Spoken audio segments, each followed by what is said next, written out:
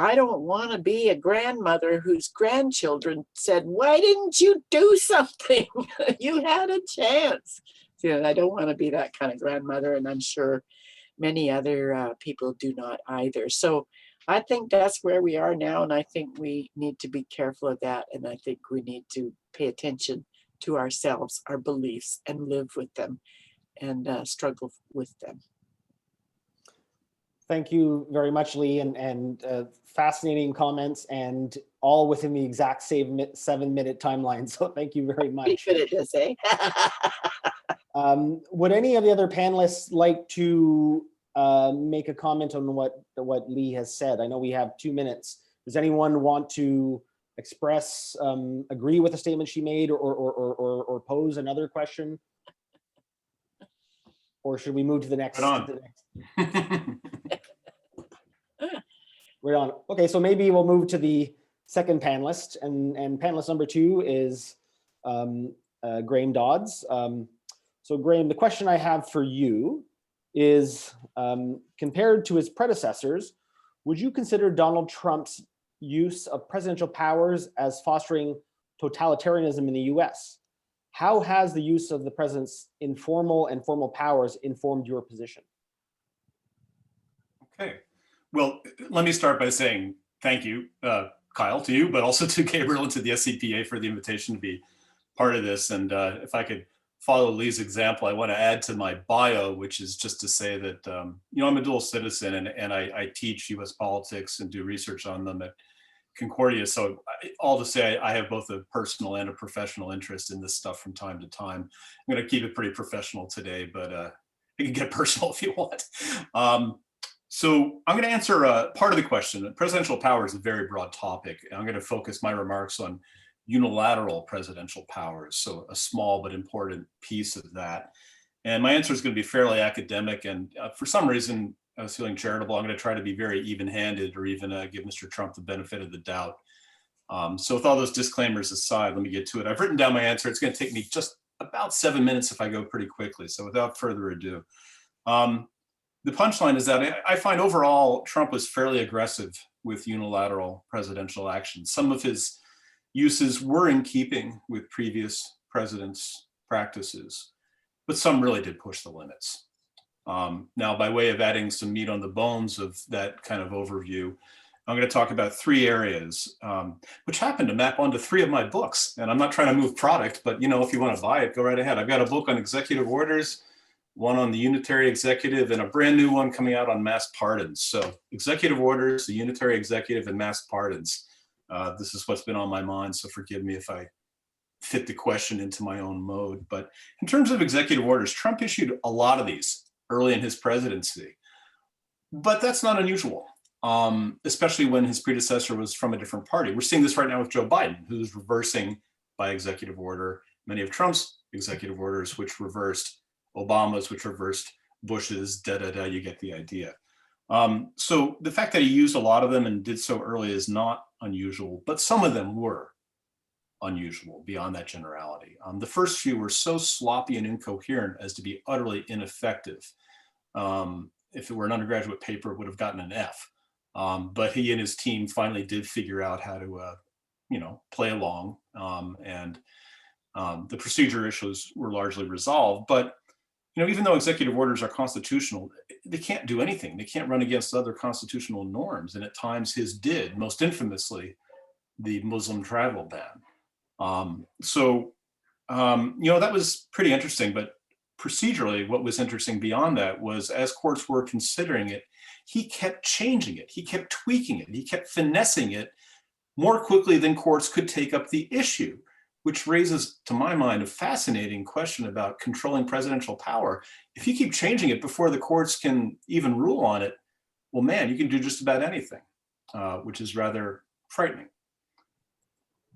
In terms of the unitary executive, so this is what used to be a sort of arcane theory known only to academics, but it basically holds that the president alone embodies all executive power with none shared, none held back. So that means he has, supposedly, unlimited power to control absolutely everyone and everything within the vast executive branch of the federal government. This includes several million people and hundreds of major institutions. It means he can supposedly boss around the head of the FBI. Hypothetically, you understand.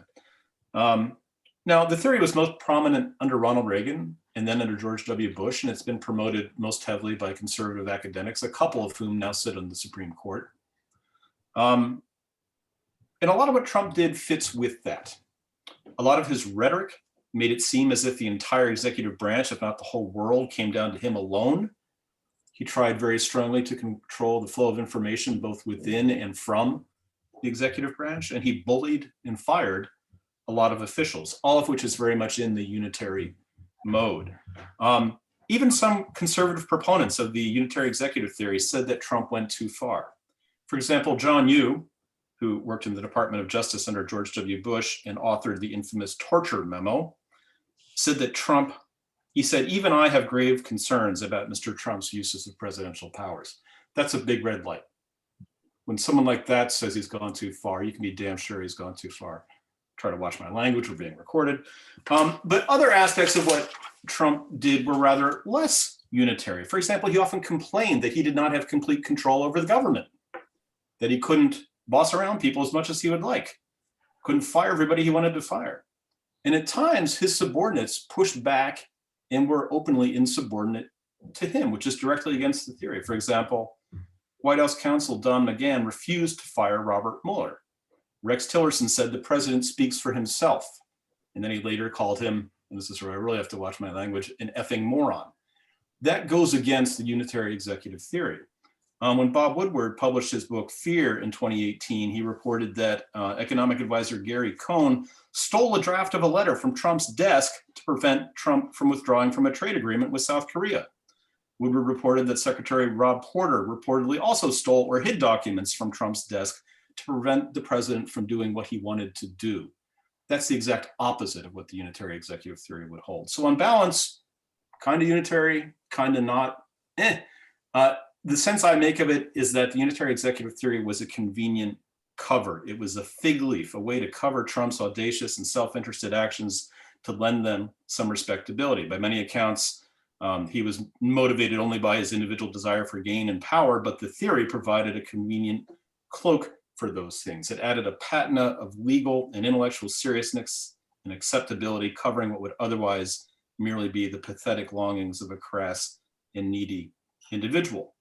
So I think the administration was instrumentally using the theory to dress up its actions. And at the same time, Trump's selfishly autocratic actions provided advocates of the theory with the raw material to further their cherished doctrine. Indeed, by many accounts, the chance to further the unitary executive theory was the reason that Trump was finally able to get Bill Barr to come out of retirement and serve as his attorney general.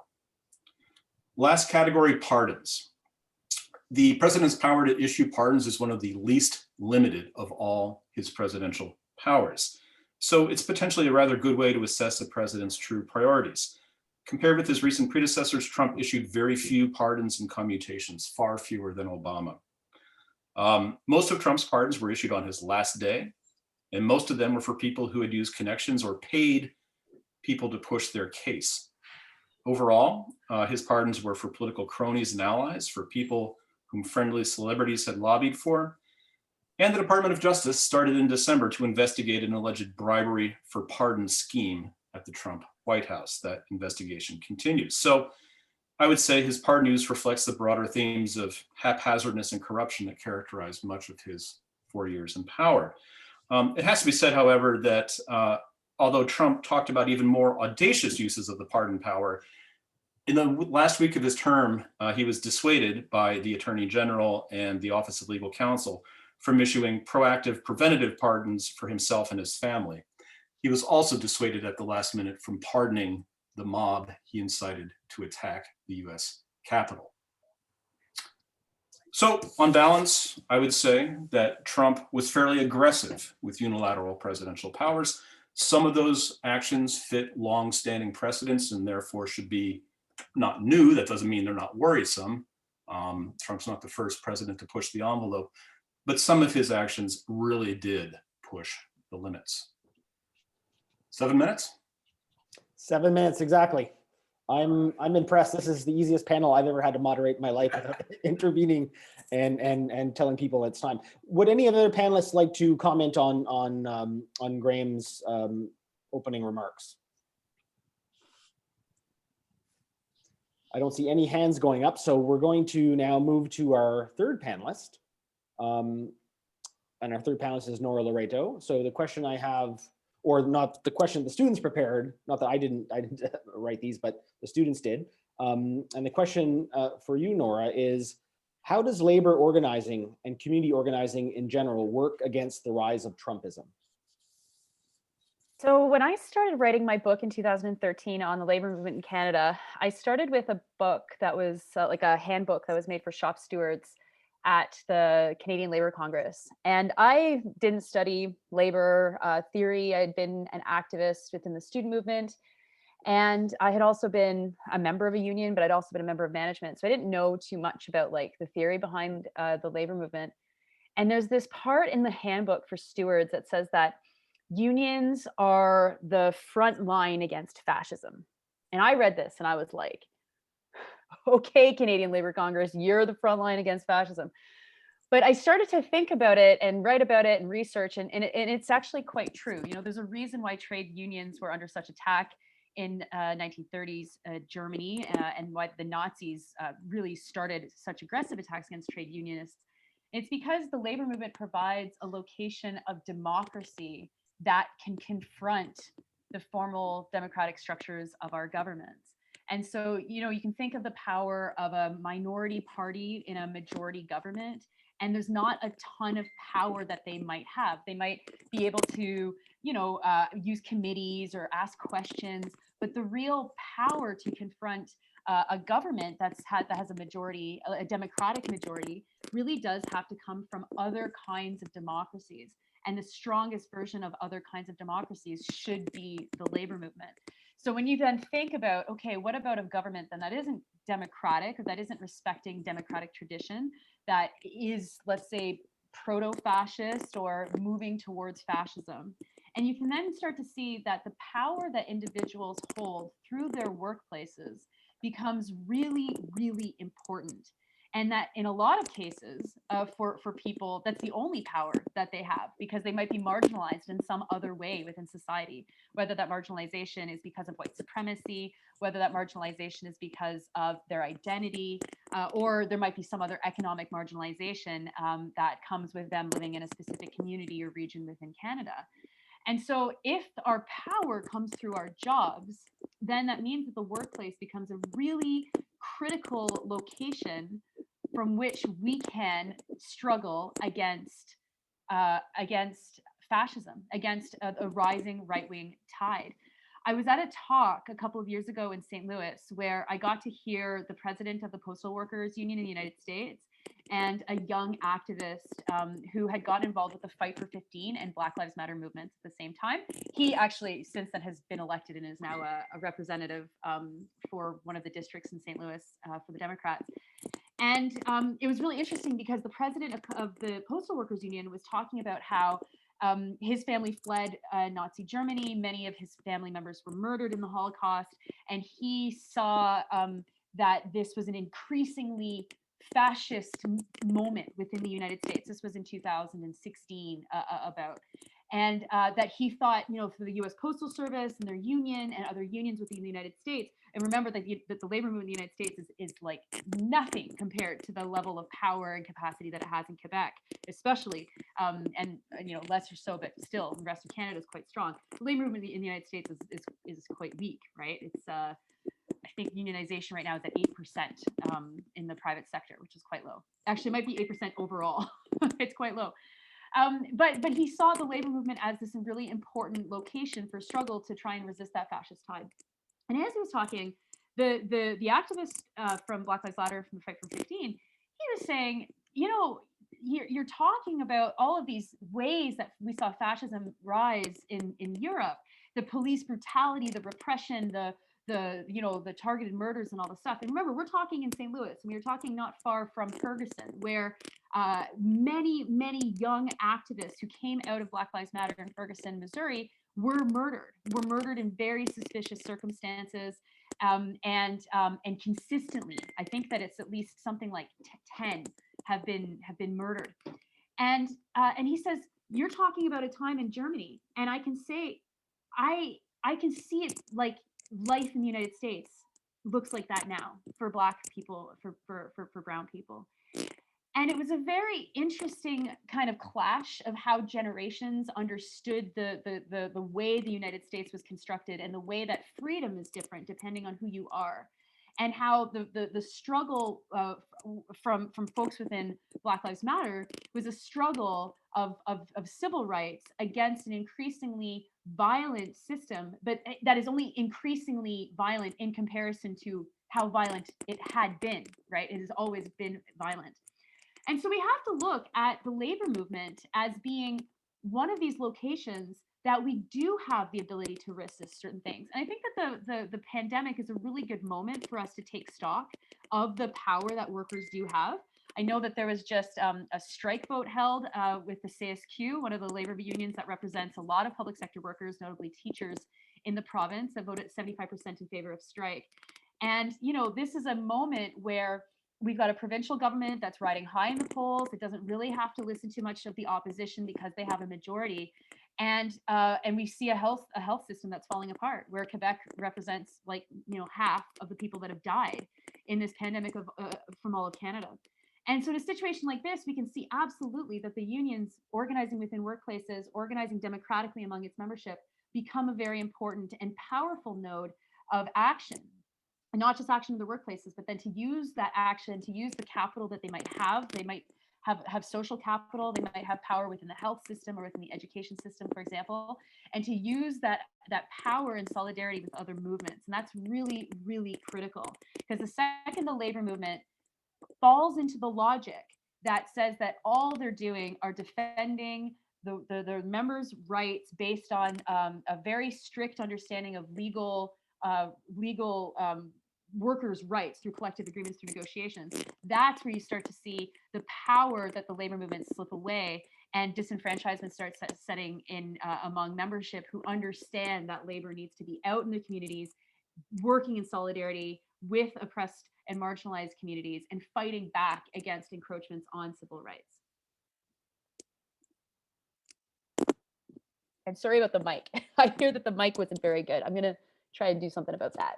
Thank you, Nora. Would any of our panelists like to respond to Nora's presentation or answering the question? Anybody, or should I move to the next panelist? I don't see any hands going up, so we're going to go to, we won't say last but not least, but our fourth panelist is David Moscrop. So David, the question that was prepared for you is the following. Do you believe that Trump's presidency within the last 4 years has opened the door to the potential of the United States becoming a fascist country in the future? Not an easy one to answer, but probably a very fascinating one to try to answer. Please, David, the floor is all yours. Well, easy to answer in the sense that you almost can't get it wrong. I mean, you can argue a pretty persuasive case from all kinds of different angles, but I want to come at it from two directions. First, where Trump came from and where the United States is going. In 2016, the Economist Intelligence Unit, which is better than you might think, released its democracy index and downgraded the United States from a full democracy to a flawed democracy. Incidentally, the new data is just coming out now that's suggesting an unprecedented decline in democracy since the pandemic hit. But you know, basically the takeaway from the Economist's assessment, which I think is true, and a lot of other people suggest this, is that Trump was not the disease. He wasn't sui generis. He was the opportunistic infection on a body politic that was already ill. That Trump came from somewhere, and that somewhere was a whole mix of different things. I mean, I just finished writing about this, and if people often sort of dismiss the economic anxiety argument, or they dismiss the racism argument, or the sort of devotees of the authoritarian personality argument. I mean, Trump came from a lot of different places. He was supported by xenophobes. He was supported by racists. He was supported by devotees of the authoritarian personality. He was supported by industrial folks who genuinely looked at the system and thought it was rigged and wasn't serving them well because it was rigged and it wasn't serving them well. And so he came from a lot of different places, and he emerged from a series of pathologies that have existed in one form or another in American politics, going back to prior to the establishment of the Republic. And there's a great book called Four Threats by a couple of political scientists, Suzanne Mettler and Robert Lieberman. And they say, look, there's sort of four kinds of threats in American history. The Trump years represented the confluence of all four of them at once. A sort of battle over who belongs in the community, extreme polarization, a weaponization of the executive, and sort of extraordinary xenophobia, racism, so on and so forth. That drives, among other things, is driven by, among other things, inequality. So the heart of that one is inequality. Those all came together at once. So Trump emerged out of somewhere. All of that latent stuff that produced Trump has been there a long time. He produced something that we're sort of ex post facto calling Trumpism, that we're still going to make a little bit of sense of, but in the way that humans do, we're trying to put it together in a neat way that makes sense, even though in a lot of ways, Trump's governing style was incoherent. I mean, it was plainly authoritarian populist, it was nationalist, but in a lot of ways, it was idiosyncratic. And so people were picking up bits and pieces of here and there where it suited them. So, and I want to note that populism, by the way, is often used as shorthand for bad. There's lots of good kinds of populism, by the way. There's nothing inherently bad about populism. In fact, my argument is we need more populism, but of a less sinister variety of the sort of authoritarian populism you see from Trump. So he came out of this tradition, picked up all those threads. The question is, where does it go now? If we're worried about fascism proper emerging from the United States, for one, keep in mind that it wasn't that long ago, around the time of the Second World War, that there were fascists in the United States quite proudly and publicly. Charles Lindbergh, America First, which Trump drew on, Nazi rallies in Madison Square Garden in New York. I mean, this stuff happened. The United States being neutral for quite a long time in the Second World War. I mean, there were plenty of fascists and fascist sympathizers in the 1930s and 40s. That sort of thing hasn't disappeared. That still lingers, and it comes from all kinds of places, sinister places, but it's there. Now, where does it go? Well, John McNeil, who's a professor at Georgetown, wrote a good piece in the Washington Post, and which I'm completely unbiased when it comes to, by the way. It is, obviously it's the best newspaper in the world, and you should subscribe, if only to read me, but completely unbiased. He evaluated Trump at sort of the height of his presidency and said, okay, well, is he a fascist? And there were 11 different categories that he scored him on, and he gave him bonitos. Now, incidentally, I think a lot of people were saying from day one, if you're going to call Trump a fascist and try to look to the 1930s, he's more of a Mussolini than a Hitler, which I think is compelling if you had to choose a historical analog. But McNeil looked at 11 categories and ended up giving Trump 26 out of 44 bonitos. That was his unit of self-measurement, not mine. Although it's a good one. Now, as his presidency went on, I suspect that number would have gone up, especially at the end. And those categories were hypernationalism, militarism, the glorification of violence and readiness to use it in politics, the fetishization of youth and of masculinity, cult to the leader, lost golden age syndrome, the mass mobilization, mass party politics, hierarchy in party and structured purging of the disloyal, and theatricality. Now, the question is, okay, well, do we think that someone might come up and pick up these categories and export them or grow them into something coherent and stable? I'm not convinced that's going to happen anytime soon, in part because American democracy is decentralized. And as awful as Trump was, and as ill as those institutions are at the moment, you saw between 2016 and 2020, especially towards the end, a lot of pushback through sort of decentralized elements of the republic at the state level, at the local level, various officials, federal, state, local, who pushed back, including the army, for instance, taking an extraordinary step of saying, we're staying out of this, after they'd sort of disgraced themselves, incidentally. General Milley, who then apologized for it, incidentally, when it came to the protests in DC. So I don't really see that we expect this state to become a sort of fascist state in the mold of what you would imagine from the 1930s. What I'm much more worried about is a sort of disintegration of those democratic institutions, which at times have been more or less healthy, into a sort of, technocratic corporate plutocracy, in which you have, still simmering xenophobia, still simmering nationalism, populist authoritarian bits that pop up and do nasty things all the time, but that it's still a sort of elite plutocratic rule. And if you look at Mitch McConnell, he's getting a lot of props right now for coming back up against Trump and pushing back, such as it is.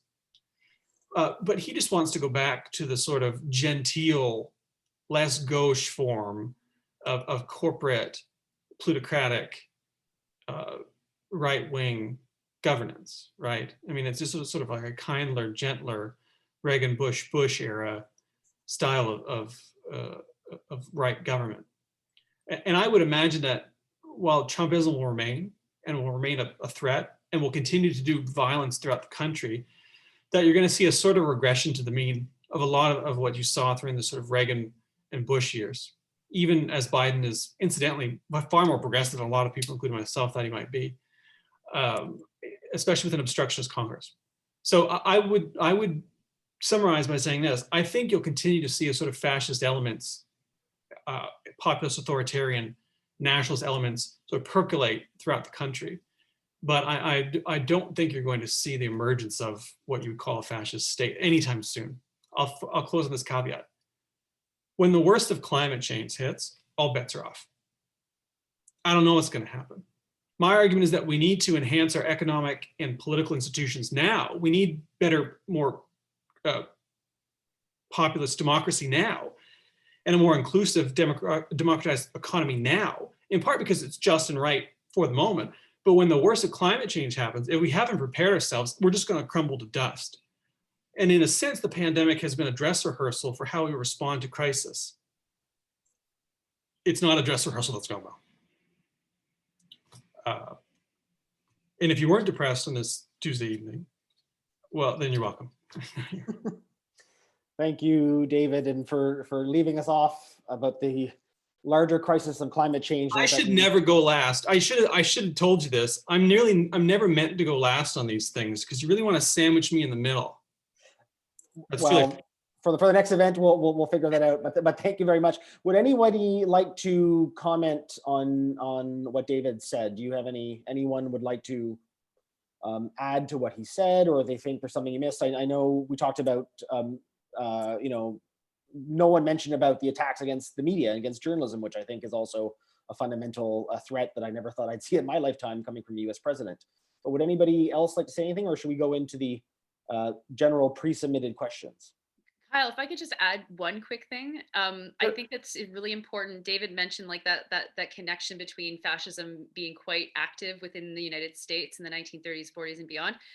We are in Quebec, and it is the same thing here, that there were very strong fascist tendencies at the same period of time. And you also can draw a thread from the fascist tendencies from the far right political parties and movements, the government of Duplessis, Quiet Revolution, and I want people to keep that in the back of their minds too. Thank you.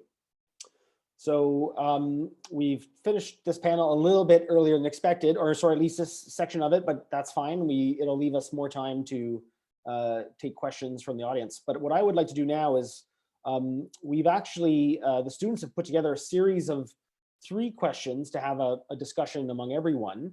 And we're hoping that each of the panelists would be able to say something about this. So not sure what order we should go in, but I'm gonna read off the first one. And if someone would like to chime in and just say, okay, I want that, or give me a second to think about it and I'll go in, but these are the questions. We'll move into this. So the first one is, and you have up to 3 minutes to answer it if you'd like to. Question 1, in your own opinion, what is Trumpism? Is it authoritarianism, fascism, totalitarianism, or an ideology of its own? What is Trumpism? That's the topic of this panel discussion. Who would like to open this? I see David has his microphone is I see Graham, how about, why don't you start, then we'll go. Yeah, I mean, I sort of typed up answers to all these, and I'll go ahead just to get it out of the way. It doesn't matter to me, but this is what I've come up with, and there are elements of what David said that are actually going to run through each of my three responses, I should say. So, I mean, arguably, it seems to me that there's Trump and then there's Trumpism.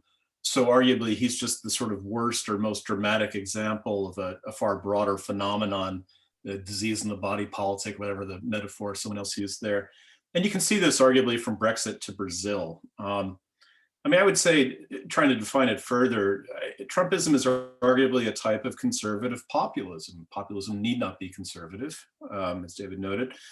It's based on fear of decline, with a suspicion of foreigners, a willingness to be un-PC or to articulate views that will make others offended or uncomfortable, to promote divisions and even glorify violence, and I think also characterized by a weak commitment to basic democratic norms. So to my mind, that also has a lot in common with fascism, which tends to involve emotional appeals, vague invocations of alleged existential threats, a fixation on one particular leader as a savior, and elements of extreme nationalism, exclusivity, divisiveness, even violence. And to my mind, if you want to go to an even broader level then of, you know, the comparison to authoritarianism in general, there also, I think, you can identify some affinities with Trumpism, or at least Trump, you know, per his attacks on an independent judiciary and on a free press. I was getting there, Kyle. And, you know, if you think about it, those are two of the basic pillars of a liberal democratic regime. And, you know, people who have some distant living or family memory of this in Europe in the 30s, when they see this, they say, I've seen this before, it does not end well. You got to listen to those voices. You can't dismiss that out of hand.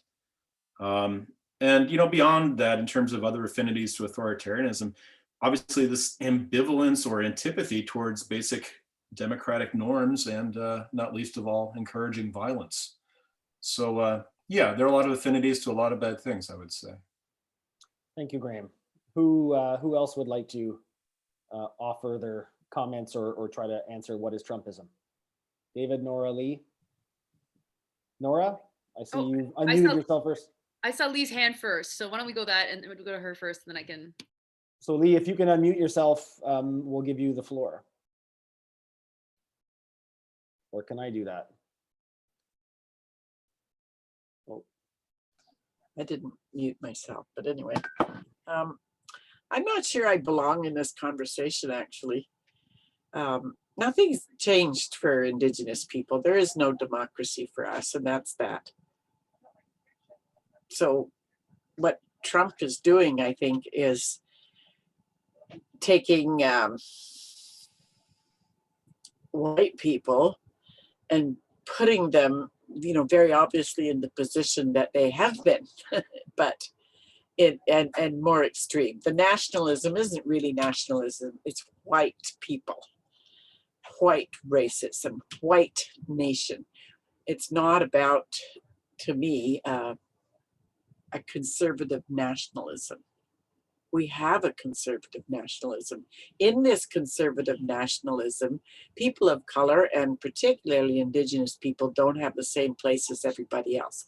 And anybody who thinks difference is got their head up their ass, basically. So he's made this the gemstone, and he's going to make sure that it stays that way, because one of the things that Obama and you know, all those guys threatened to do is dismantle all that.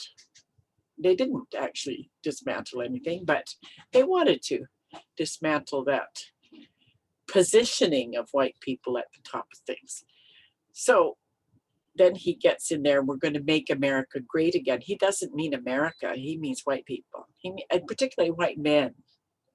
Let's make white men great again. Let's put them at the top again. Let's make sure that these people that are crawling to the top of the ladder and sneaking into power like Obama don't ever get to do it again. That's what I think.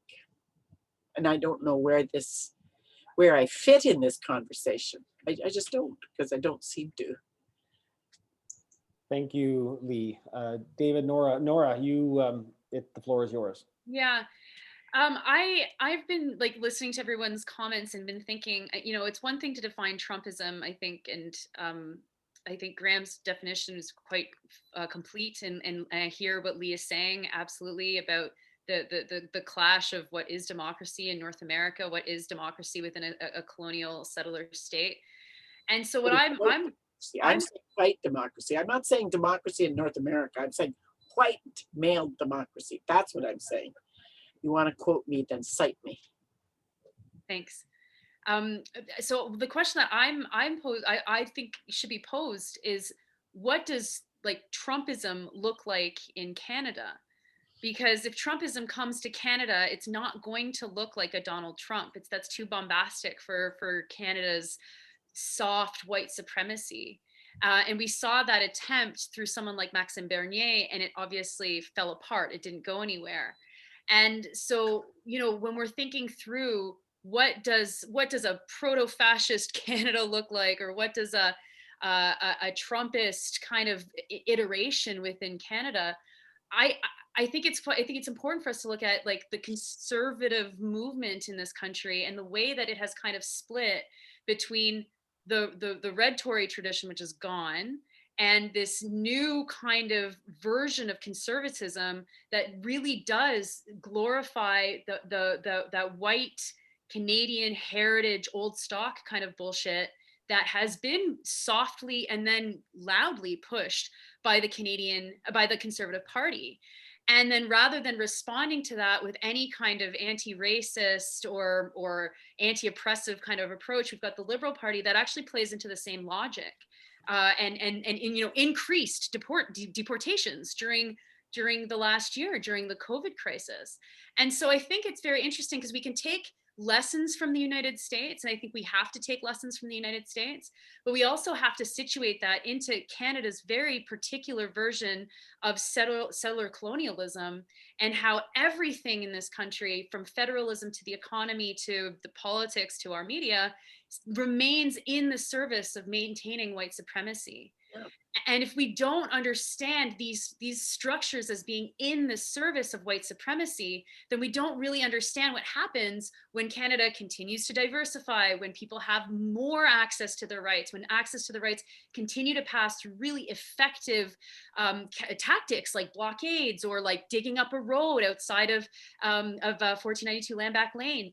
And it's these kinds of actions that we're going to see that soft, quote unquote, soft white supremacy be used through things like the military, right? So there's like, we've got this military response at like Wet'suwet'en, which is not soft, but it's put forward as being a soft, negotiated, the RCMP is doing, good work, or they're not harming anyone. And I think we have to be much more concerned about what that's going to lead to in the next 10 and 20 and 50 years in Canada.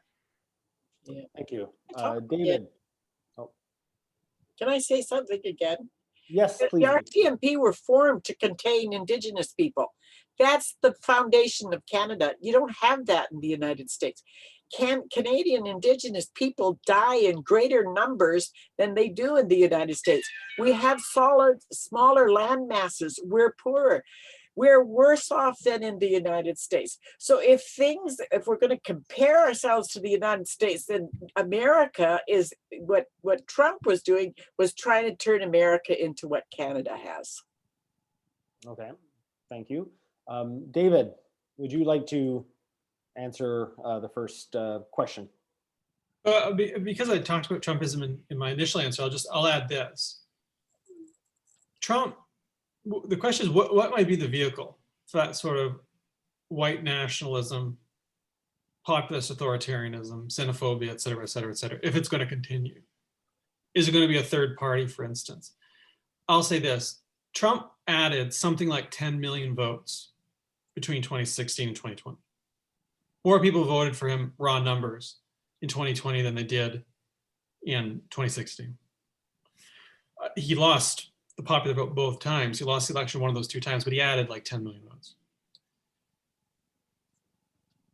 I mean, to say that America is inherently a white nationalist state, you don't have to look very far to see the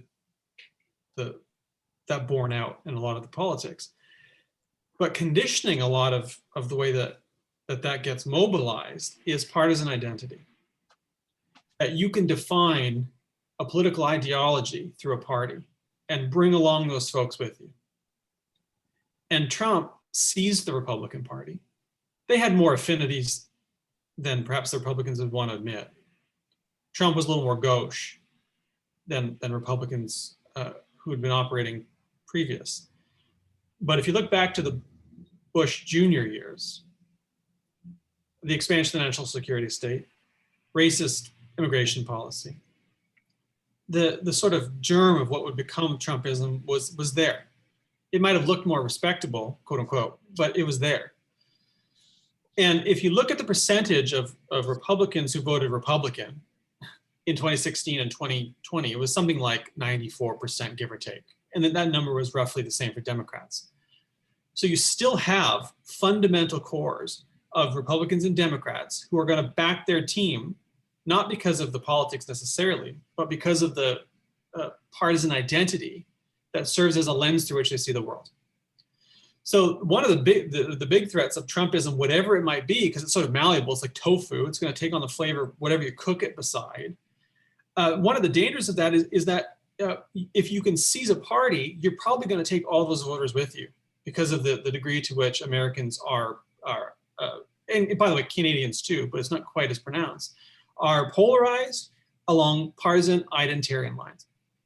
And there's a great book, I don't recommend many books, but this is one I do. It's called Democracy for Realists by Aiken and Bartels. And they run down that toxic polarization. And they basically say this: Americans pick their party and adjust their politics accordingly.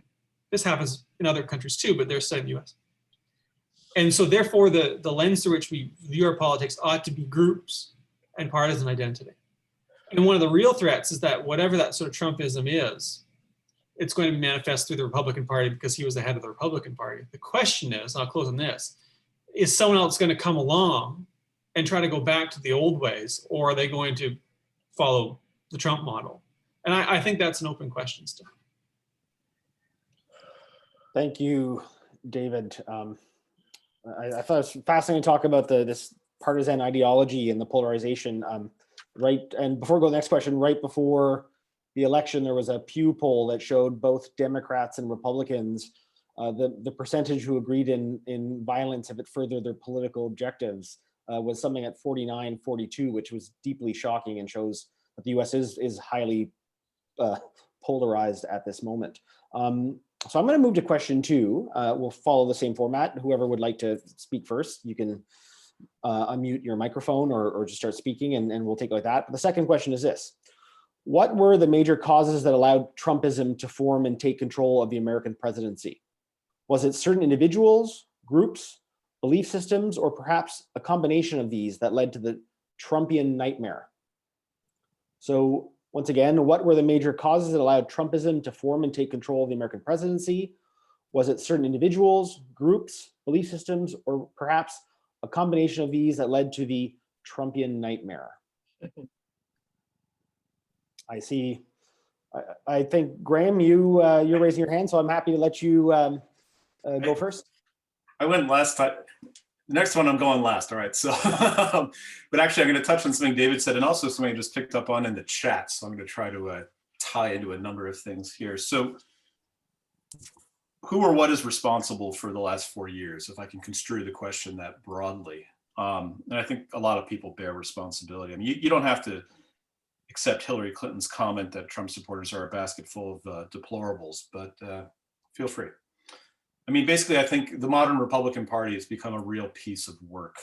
The candidates and voters from 2016 and the primaries bear a lot of responsibility for letting Trump get any political traction at all without being laughed out of the contest. And many of those same Republicans, both elected and voting, bear further responsibility for being too afraid to criticize the damn thing he did during his 4 years, not least of which waging war on a co-equal branch of government and by extension, the whole system. Beyond that, I would say anyone who gets their news from social media instead of legit news sources bears some responsibility for facilitating the Trumpian creation of an alternative facts reality by permitting BS, distortions, and pure fictions to compete with or even replace facts. I have this funny belief that facts are real because they are. And when people act as if they're not, they're wrong.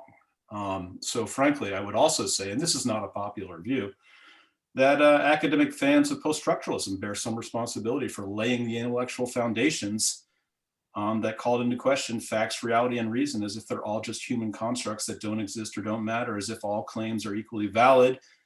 That kind of thing allows true nonsense to compete. Like it or not, some things are real and true. For example, the earth is not flat. Masks and social distancing and hand washing really do help to limit the spread of the coronavirus.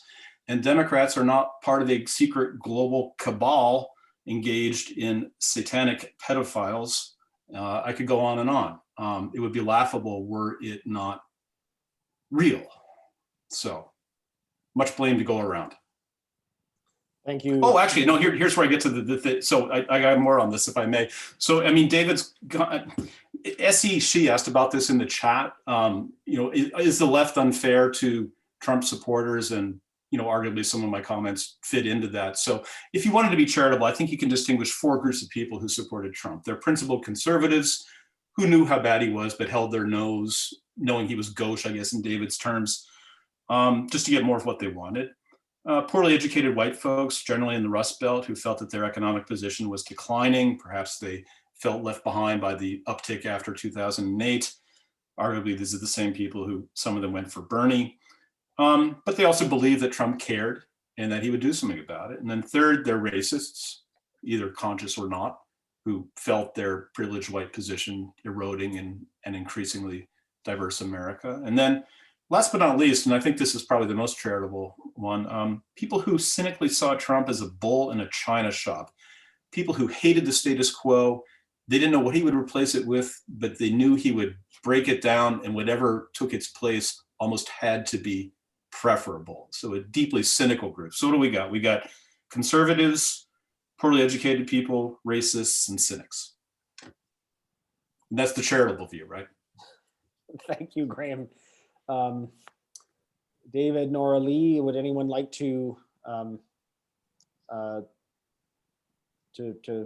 comment on this question?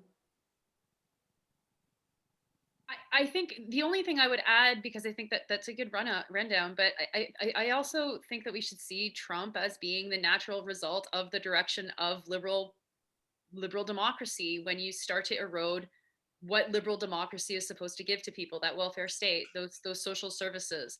And so as you erode liberal democracy's base, which is like good manufacturing jobs that were funding the social services through a good progressive taxation base, you're going to create disasters within manufacturing cities. You're going to create huge healthcare crises. You're going to create tribalism with people who don't want what other people have, and especially in a white supremacist state that's going to rest purely with a movement of white nationalism. And so, Trump is, as everyone has said, a symptom.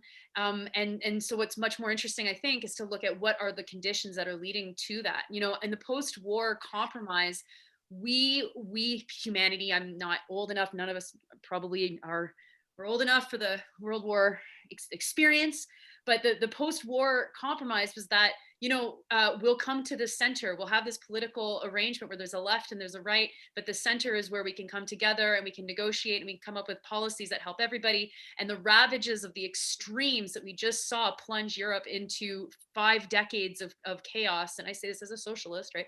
But as after those 5 decades of chaos, we're going to erase the extremes and try to bring a liberal democratic order into the center. And what you get out of this are good paying jobs and a social safety net that hopefully will meet your needs. The problem is that always was refused to, in the United States, of course, to Black Americans, to Indigenous Americans, and in Canada, especially to people who are Indigenous. And so, and then as immigration continue, as the social services continue to be cut, as income inequality continues to rise, that post-war agreement is it's just absent. And if you're, under the age of 40, you never existed in a society where it wasn't a neoliberal society that really only cared about you as an individual rather than a community kind of a based approach to organizing how like our society, our politics, our economy should work. And so the way I see it, it's like, of course, someone like Trump would rise through those conditions. Of course, people were looking for something, white people were looking for something that was flashy or a show or kind of funny or ironic or literally the guy that's going to make America white great again. This isn't surprising. I think it's the natural kind of path that neoliberalism is going to deliver in the United States. Thank you, Nora. Lee or David, would you like to comment? I just want to build off a point that Graham mentioned. Let me read a quick paragraph from a book called Lawrence in Arabia by Scott Anderson, who's talking about Kurt Prüfer, who was a German in the Middle East around the time of the First World War, who later became a Nazi diplomat under Hitler. Even though he shared Hitler's dream of a resurgent Germany, Prüfer, like many German conservatives, initially viewed the upstart Nazis as useful fools, rough around the edges hooligans who could be utilized but controlled by the more respectable establishment. I mean, does that sound familiar to anybody?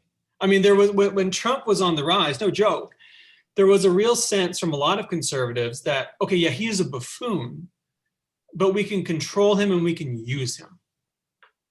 Don't worry about it. And of course, I mean, they couldn't control him, but they could use him.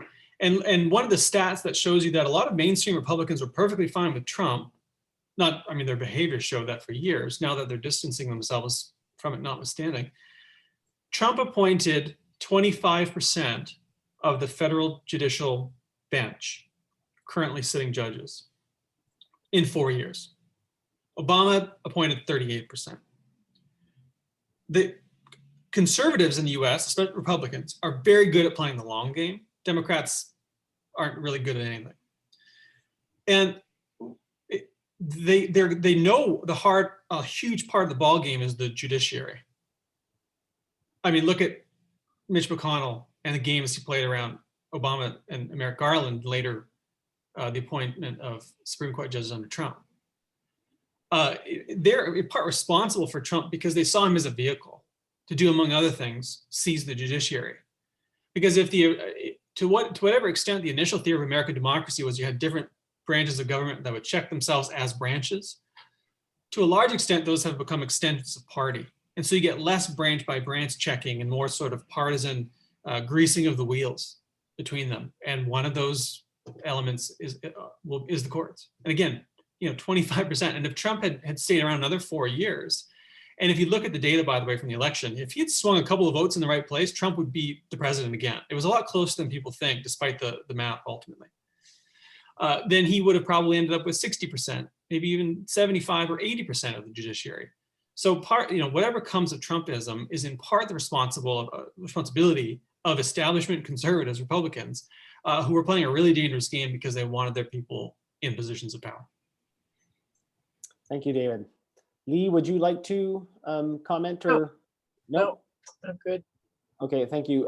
Just before we go to the next question, I saw a fascinating PBS documentary on the rise of Trump and Hillary Clinton through their careers right before Trump was elected.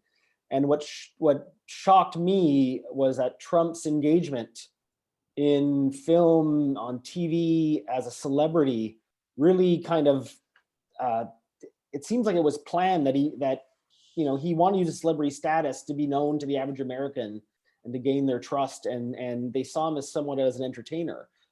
So I just recommend that anyone that wants to learn about Trump and his long of using the media and TV and movies to further his brand and his ego is quite something to look at. So here's the third question for section 3. Question 3, what are the future implications of the Trump presidency in Canada and the US? So we talked a bit about the future, but we see right now polarization. We talked about Maxime Bernier and the People's Party of Canada that try to carry some of the similar things. But what happens in America is important. We've seen a lot of European countries say, hey, we're worried. What if another Trump-like person could come in and take power? What does that mean? So who would like to talk about the long-term implications of Trumpism on Canada and the US? We've touched a bit about it, but I think we could go a bit deeper.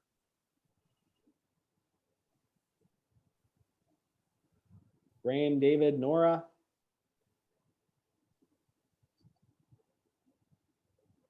Yes, Graham, please, the floor is all yours. See, I said I was going to go last on this one, but I mean, Nora, you look like you were about to. Yeah, I can jump in. I mean, like we just marked the 4th anniversary of the shooting at the Centre Culturel Islamique de Quebec in Saint Foy, right? I live very close to it. Well, very close. I live, I don't know, 6 kilometers from it. And that was an act of white nationalist terror by someone who was not actively engaged in the organized movements of white nationalist terror, right? This was an individual who did not engage in groups like Atalante and La Meute and all of the other organizations that are very active in Quebec City and in Montreal. And was radicalized online, had a dream from a very young age of committing a mass atrocity, literally brought his weapons to the Place Sainte-Foy, to a mall to commit a mass murder, and then decided against doing it because he thought that the security cameras saw him loading his weapons in the parking garage, and then decided 2 months later, after Donald Trump had been elected, that it was now time to take his actions, and he did it at the mosque. And I think that, you know, I think what Lee had said before is really interesting and important, that when you look at the difference between Canada and the United States, Canada is actually more like advanced in how bad we are. Like, and correct me if I got that characterization wrong, but it seems to me that's actually very, very important, because Canadians, like, what, 80% of our identity is like the 10% that's not hockey, the 10% that's not Tim Hortons, the 80% of identity is the fact that we are not the United States. And in that identity means we're always saying we're not as bad as the United States, right? And you know, it's like, but we are actually differently worse. We are differently worse. And what we've seen in the pandemic, we've seen the largest mass shooting in Canadian history in a single moment, right? With what happened in Nova Scotia. That was a shooting that was misogynistic, that had lots of different ties to lots of different social issues within Nova Scotia and in the shooters' individual situations. And I think that is the kind of thing that we're going to see more and more of. As our social fabric in this pandemic falls apart, we're going to see more of these individualized acts of terror from people who are not necessarily involved in organized hate groups, but who are very much inspired by these hate groups, especially online. And I think that there's a kind of a sign of this in how we've approached the deaths of the COVID crisis, right? So the deaths within healthcare workers have been overwhelmingly Black, and then when you step back from that, has been overwhelmingly racialized of the people who've been killed in this pandemic. And that is Canada's response, is this is who we are sending to die to take care of people on the front lines of the health workers. It's the same thing within workplaces where we've been able to track, because of course some of that data is not great, but the workplace impact has also been mostly racialized, mostly low income, mostly male, immigrant workers who've caught COVID on the job. And then we look at long-term care, where it's just like we've warehoused people in this incredibly ableist and eugenic perspective, where it's just like, old people, not our problem. We're warehousing them. And oh, it's really sad that more than 14,000 people in residential care have died, but what could we do? Except you look outside of Canada and it's like, oh, actually, we're the worst in the OECD. We're the worst in the OECD, and we're doing far worse than pretty much everywhere else when it comes to elder care. And why is that? It's because we've lost social...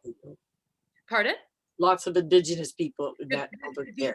The infections in Indigenous communities are off the charts in many communities in this country as well, and so we look at those social relations. Like, we've lost social relations. We've lost the ability to care for our elders. We've lost the ability, like, we're just not a society that's set up to do that. And as those strings fall apart, the mental health crisis starts to intensify, and people get more isolated. People do more erratic things. There's going to be more terrorist acts of violence because there's just no way to reach people and get at them and help them. And anybody who's got like a cousin on Facebook who's been really tied into the QAnon stuff knows that trying to reach these people is is really, really, really hard. It's not impossible if you just throw up your hands and say, I can't convince this person that QAnon is obviously fake. So I think that like this is all very important when we're thinking of what Trumpism will look in Canada. We don't have to look at what Trumpism is going to look in Canada. We just have to look at every single one of these issues and what's the most obvious direction. The most obvious direction is the inertia. It's already the direction that has been set in course this year, last year, 5 years ago, 10 years ago, 50 years ago, 200 years ago. 150 years ago. Yeah. Yeah. I don't know. How many here have lost relatives to COVID? How many? How many relatives have you lost to? Anybody else? I have 8. And I'm in a higher class than many of my own people. That's the difference between us and everybody else in this country.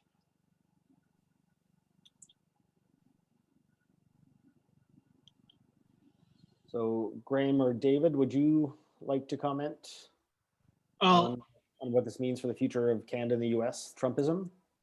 Yeah, I mean, to briefly echo that point, I have a podcast and I interviewed Elder Alma Brooks recently, talking about Indigenous healthcare and what that might look like. And one of the things she said was, you know, look at settler Canadians, and they don't conceive of what non-interfering might look like. That was the crux of the discussion, was that, you know, the colonial attitude of intervention, of paternalism, parochialism, that is embedded in our institutions is still there. And not only is it practiced, it's a disaster, and you see it in the numbers. And then when we used to talk about settler Canadians or structural colonialism, a number of people say, well, what are you talking about? And then we said, well, look around. What do you think what we're talking about? Are you kidding me? And, you know, as if that's not bad enough, conservatives in Canada as an institution, as a party, are playing with fire. And Aaron O'Toole is at least ostensibly trying to do something about it. But for a long time, the Conservative Party of Canada has been flirting and courting, in some cases, some very sinister folks. And they can protest all they want by saying that it's not who they are. But if the far right thinks you're their party, I got news for you. You're their party. You know what I mean? If the racists think you're a racist party, you're a racist party. You can't just define that away. We've got a new participant, hello. And so they've got to do something about that. Not just through words, but through deeds, through rooting these folks out and driving them from the party and making it very plain that there's no place for them. Not just by saying, well, we're not a party of the far right, but the policies they pursue, the candidates they field, the folks that they allow to take out memberships. And that's going to be a long-term project. And you know, even if we buy that they have started, then fine, but it is just the beginning. Because a large part, not entirely, but a large part of the stuff that we see happen is mobilized by elites. That elite signals and elite mobilization, people in positions of power, play a role in mobilizing these folks. And that's one thing. And the other thing is we can't forget the economic element. I mean, Nora talked about this.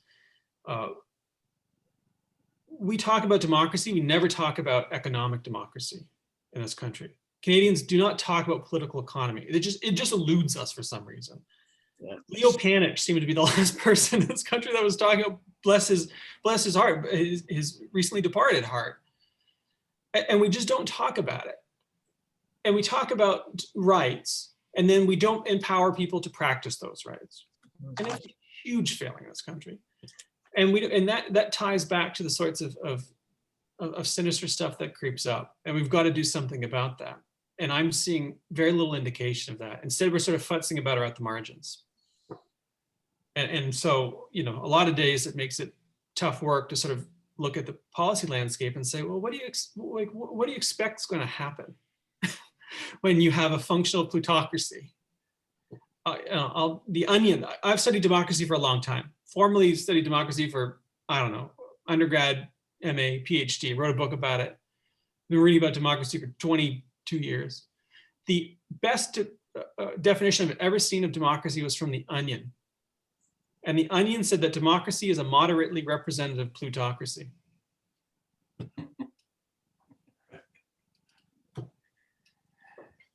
That's all I got for this one. Yeah, I think that's modern. I think democracy existed here in North America before everybody came. And that's different. There wasn't a plutocracy here.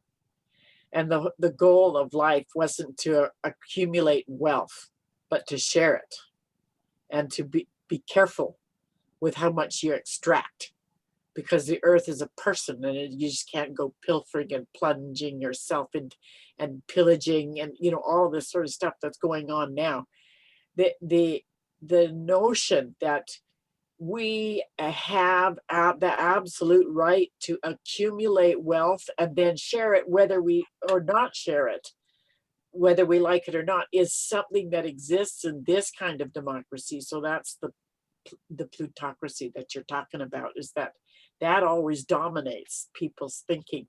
They somehow think that Trump, who says we're going to make America great again, and he means white people, because the democracy was becoming economic democracy. You know, Aboriginal people were rising and Black people were rising, people of color were rising. We got to stop this right now. We got to restore white people's supremacy economically and politically and socially over everybody else. And Trump was just the guy that happened to be there to do that job. But white people wanted that job done. They don't want equality between us, because when we have equality, then there isn't enough to keep them in the comfortable position that they want to be in. And that's because they have this group of people of 1%ers taking most of it. Let's face it, they have most of it.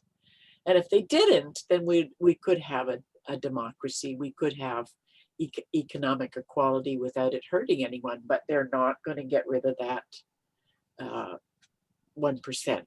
Nobody's going to do that. So then we're talking about, well, what is democracy again? What is it to Europeans? And I think if they're honest in this country, they mean that we have some rights over people of color and indigenous people, because the main thing is that you took the continent. We stole it fair and square, you can't have it back. So that's the deal. And that's what they're protecting. That's what they're protecting. And we don't have access to any of the wealth that's even on our little tiny reserves. So there you go. We're just sitting here hoping that we get some scraps thrown our way. And that's been the position that we've been in this country since, 150 years ago when they established Canada. Nobody wants that to change, because changing it means, okay, somebody's going to have to get less because these people are getting more. And eventually we'll have equality, but the people at the top have 90% of everything. And that's where we're not looking. While we're looking at each other, fighting over scraps, we're not looking above us. We got to look above us.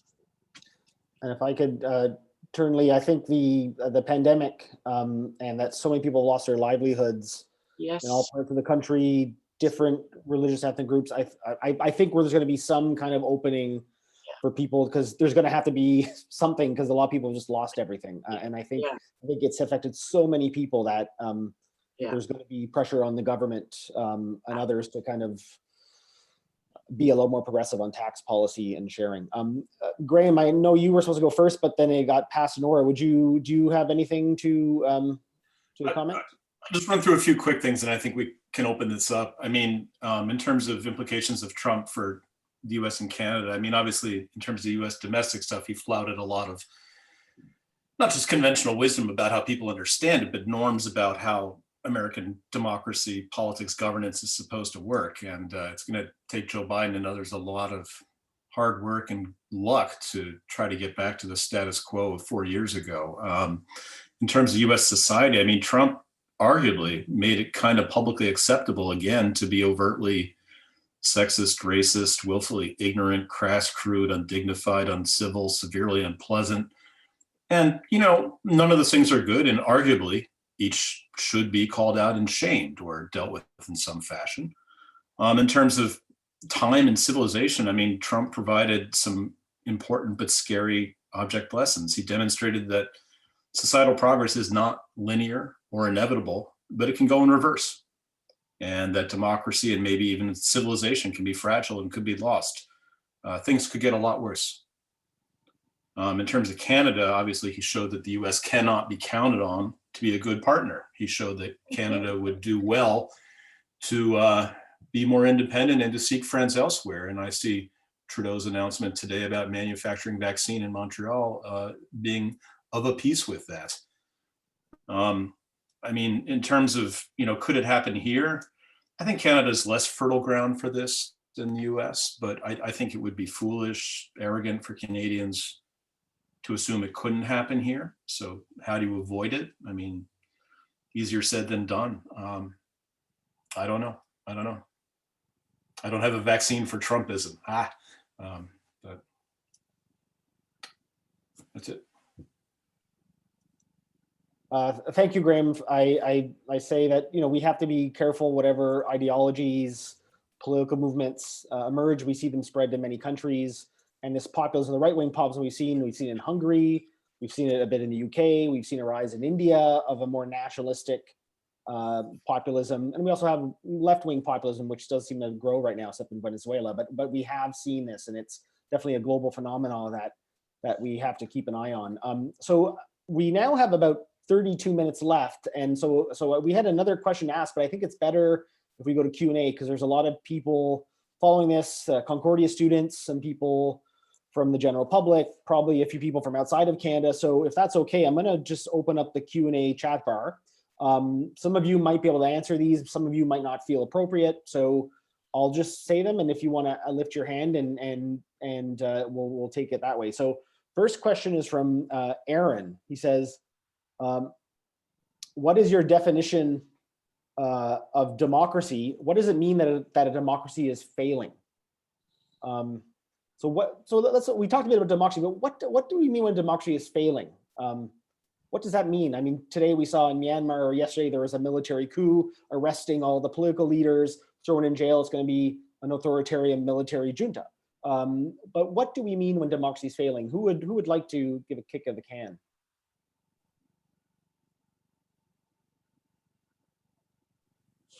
I mean, David wrote all those books. Maybe. Yeah, Well, I was trying to make eye contact with David, What's but I'm the point of all those years of school if I can't? Well, I mean, I don't know. First of all, what counts as democracy is an extraordinarily good question. I mean, it certainly depends who you ask. I mean, liberal democracy has a pretty narrow definition, and it's almost always tied to capitalism, either implicitly or explicitly. And to sort of echo something that Lee said, democracy pre-existed the settler colonial stealing of the continent and imposition of our institutions. Yeah. And it was a more sustainable form of democracy and economics, by the way, a more sustainable form of economy, obviously. But in the way we think about democracy failing, we think about whether elections are free and fair, whether government functions, whether the rule of law is respected, whether journalistic freedom is respected. And those are the sorts of rough and ready measures that we tend to look at. And when they're failing, those things aren't happening. And that's part of the reason why The Economist downgraded the US in 2016, largely incidentally because of government functioning, where they scored quite low, 7.1, I think it was, out of 10. I push back on that and say, if we want to talk about democracy, we ought to be talking about policy representation. Do people get the things that they want? Agenda setting. Do people have a chance to explain what they want in the first place? Political participation as part of that, or do people actually have a chance to participate in civic life, including protests, including civil disobedience? Think about Wet'suwet'en. when that happened in Canada, that for me was a moment of democracy. That was a form of pure democracy, of people pushing back and saying that they weren't part of the system. One Tory MP stood up in the House of Commons with a question from a constituent and said, should we call this terrorism? Which was absurd. So it shows you how some think of democracy and how others do. And finally, economic democracy. I'll say it again. Do people have the resources, and is there basic reasonable, and for me reasonable might mean different, something different than it means to other people, distribution of resources such that people can live their lives and they're not wage slaves. They're not slave to wage labor. Because we want to talk about political participation as if people aren't working 2 jobs or raising a family or caring for their elders. I mean, come on. And a large part of that is because we have a negative conception of rights. If I don't prevent you from doing something basically by making it illegal, then you have that right, which we just know is not true because we exclude people from political rights because we exclude them from economic rights.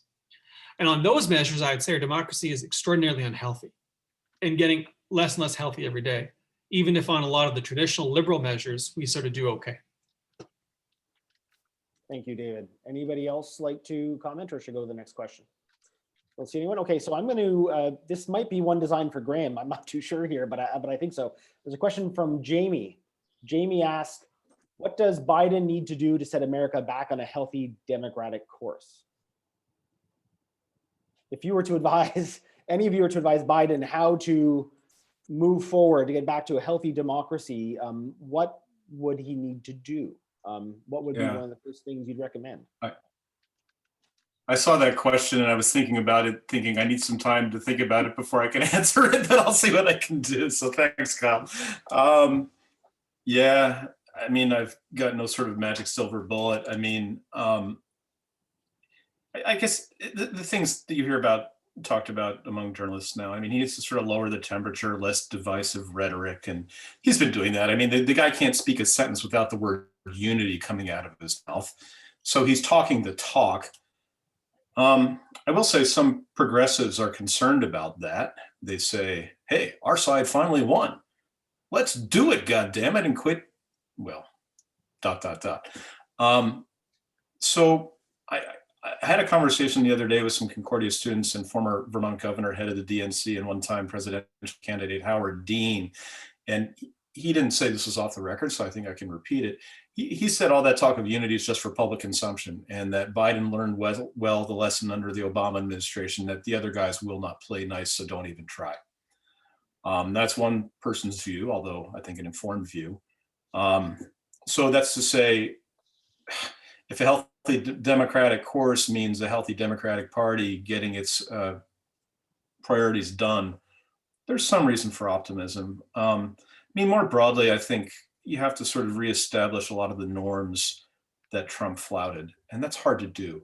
You know, just because the guy lost an election and he's gone, that's not enough to get back to the status quo ante 4 years ago before everything went to hell. Not that it was great, 40 years and 2 months ago, but you understand. There's no easy answer. There's no easy answer. Sorry, I should have just said that. Thank you. So I have another question here by Sue Hale, who says, why always put the blame on Trump? Why not hold his enablers to account? What about the right media that protected him and the liberal media that covered his rallies because it brings more views? So the enablers of Trump, should we hold them to account? But also the role of the media, both the right and the left media that have also become polarized, I would argue, in the last 4 years, along with the American population. But should we be looking at those outside of Trump? He's at the top, but what do people have thoughts about that? Who would like to? Okay, I see Nora, please. Yeah, I'll take the media part of the question. I think that, again, if you don't look at the media as being in the service of white supremacy, then you start to get very confused about, what are they doing and what was their relationship with Trump. But the liberal media is a part of liberal democracy. And as liberal democracy falters, liberal media is going to falter as well. They're part of similar systems.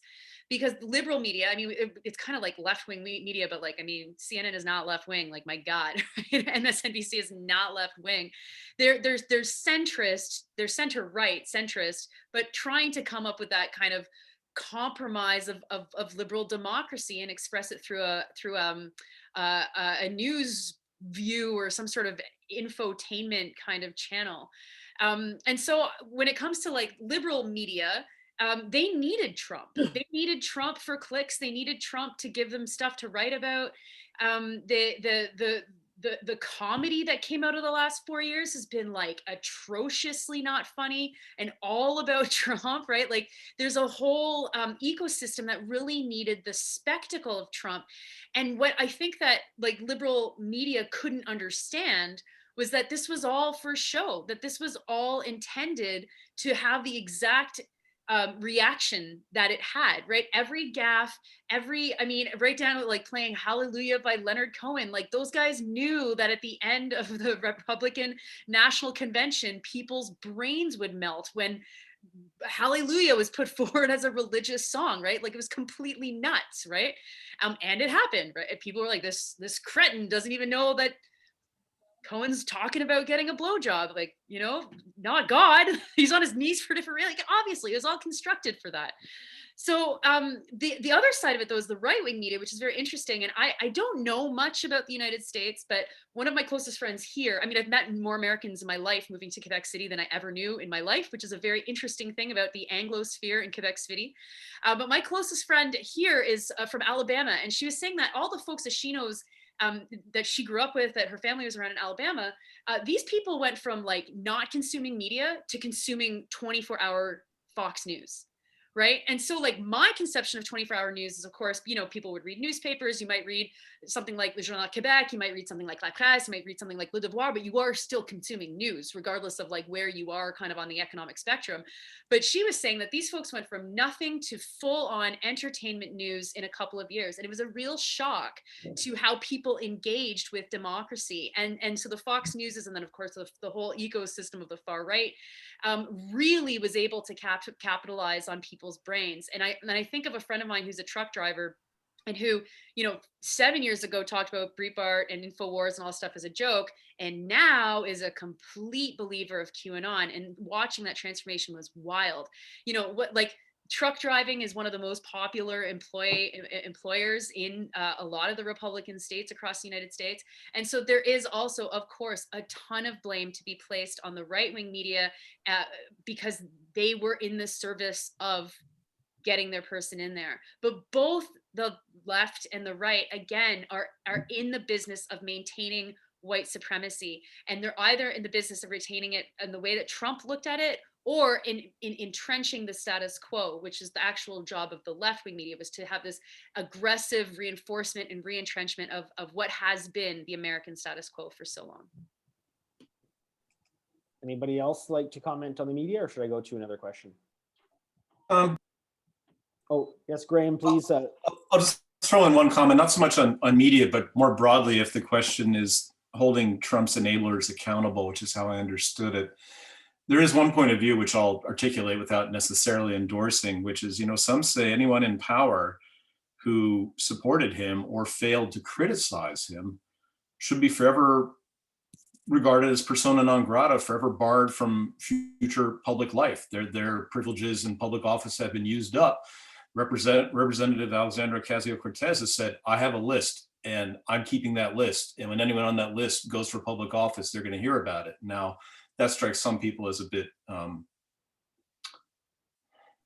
too much, but that's one response, and you can see why some people might be attracted to it. Yeah, it doesn't, that when I hear things like that, it doesn't give me warm feelings about polarization ending or unity for America. But yeah, when I hear about lists being made, it always worries me a bit. Anybody else, or should I move to the next question? Yeah, I'm going to move to the next one. Here, let's see. Yeah, I think the question was for David. Someone asked, Maggie Bolduc says, you say we need more left populism right now. Can you expand on this statement? I don't remember you saying this, David, but someone thinks you said this. So I said that there is left populism. There's right populism. That populism isn't inherently bad. I mean, giving people power and responding to the desires of people isn't inherently bad. What makes it bad is a sort of mobilization of toxic, xenophobic, white supremacist, hyper-nationalist populism aimed at pointing out into the group and saying, they're the ones to blame. I'll make it good again. And then, of course, taking all their money and running away. I mean, it's what I was thinking about I was thinking about the media question recently, and when I was listening to the responses, is like 2016 to 2020, it was just such a great time for grifters. And I work on this podcast called Darts and Letters, and we just did an episode on the grift. And Lyda Gold from Current Affairs was one of the guests, and she ran down like the last 4 years of grifting. It was just tremendous. Like, the grift was good for a lot of folks. But going back to the populist thing, for me, populism is well, at the most basic level, allowing people to have a say, a meaningful, productive say in their social, political, and economic life, and responding to the preferences of those folks. Not just shaping it from the top down, but allowing it to, from the bottom up, to condition political, social, cultural, economic life. Now, I say left populist because I'm a socialist, and I happen to think that the stuff coming out of the left is right and good, because you know, I believe I'm an egalitarian, fundamentally, political and economic, at least such that people can live a basic, decent life and more or less do what they want, and just not spend their time working or thinking about working. It's really not the point of our existence, or at least it ought not to be. So that's why I like the idea of left populism. There are elements of, by the way, right populism that themselves aren't inherently sinister either. I mean, there are, you know, it gets mobilized in that way, it doesn't have to. But I'm a left populist because I believe in the left populist socialist program.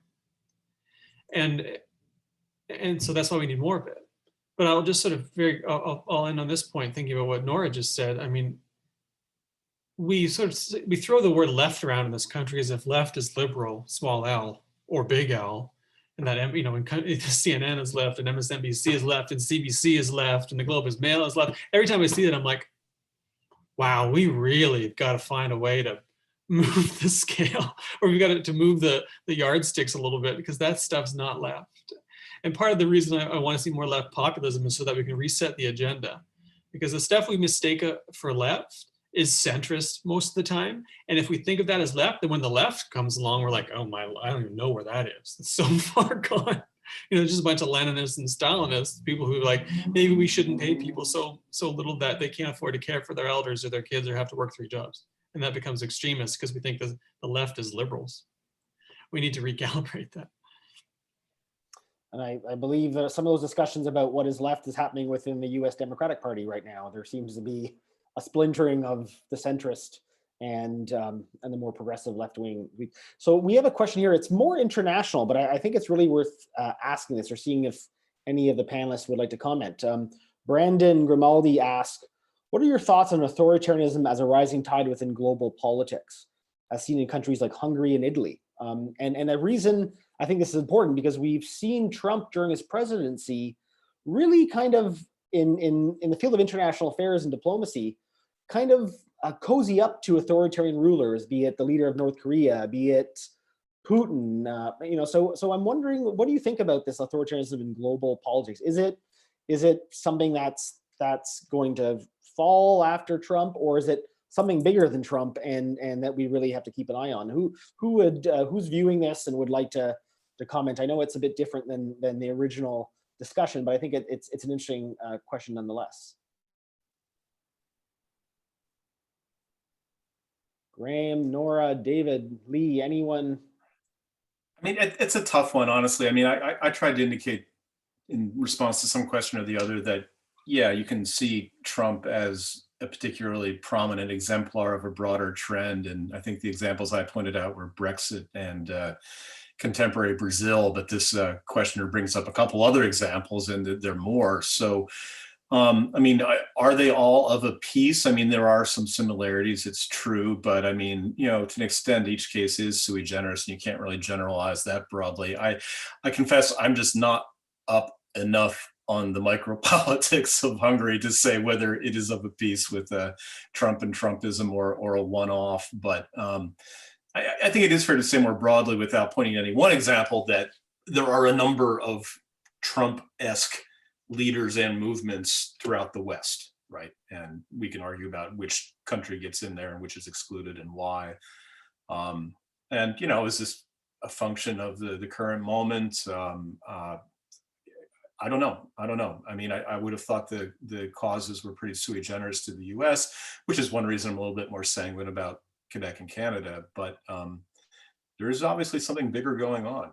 I mean, look, people are still struggling to understand Donald Trump, you know, 5 years after his rise to prominence. And there's something about him I don't get. I mean, either intellectually or emotionally, to be honest.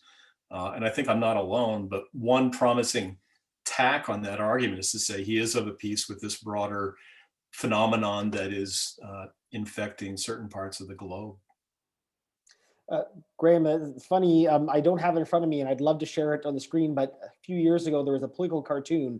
Can't remember who the political cartoonist was, but it had Albert Einstein writing hundreds of different equations and mathematical calculations on a whiteboard, or sorry, a blackboard. And he turns to the audience and says, "I still can't figure out Trump." So, so you're not alone. I think many people are trying to understand, you know, how did this happen? And Europeans are confused. Yeah, I think the historians are going to have a lot to work with and to help us explain it. How about on the global side, Nora, David, Lee, do you have any comments, or should I move to the next? Yeah, I think one way to look at this, and there's no question that there is this global tide of strong men, right wing power in various countries that have been previously named. But for like one thing I find very fascinating in North America, of course we're in the Anglosphere in the world, the decline of internationalism is a really big sign of like the paucity of the power of the left, right? So internationalism, the idea of average people being in solidarity, direct solidarity with people around the world, it was much stronger when leftist movements within North America were much stronger. And there's basically been now like a solid 20 years, if not 30 years, where global solidarity and internationalism has really only been practiced by very organized groups of people. So whether that's indigenous liberation organizations or movements or like really specific socialist movements, but that idea of internationalism is really it's really been broken. And I think that because it's been broken, we really don't understand what's going on in a lot of countries from the perspective of the people. And I'm looking at Russia right now and wondering, where is the left-wing analysis of what the hell is going on in Russia? What can I trust? Like I personally don't know what I'm supposed to trust in terms of which journalists are saying what's going on with communist organizing and farmers in India. What is going on in Venezuela is another good example, right? Like there used to be a tradition of within the Anglosphere of solid internationalist connections to help explain some of this stuff, to justify, confront, or change or challenge the narratives that we're hearing from power, and we just don't have them right now. And I think that that's just a sign of the general power that the real left, the left of the NDP, just doesn't have currently in North America, and certainly not in Canada.